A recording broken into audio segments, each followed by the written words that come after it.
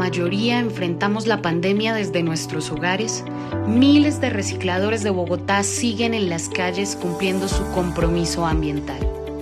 Trabajan sin parar durante la cuarentena. Tú puedes ayudarlos desde tu casa y facilitarles su trabajo. Solo tienes que separar tus residuos adecuadamente.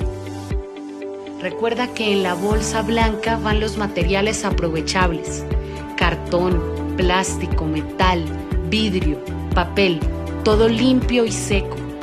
Y en la bolsa negra deposita el papel higiénico, los residuos de comida y barrido, las colillas de cigarrillo y todo lo que no se puede usar nuevamente. Si el reciclador de tu zona se demora en pasar, guarda el material aprovechable hasta cuando ellos hagan el recorrido. Y si en tu casa hay un caso confirmado o sospechoso de coronavirus, ninguno de tus residuos se pueden aprovechar y los debes disponer en doble bolsa negra, desinfectada y entregarlos al camión recolector. Así también puedes proteger a estos héroes ambientales. Recuerda que reciclar es la salida.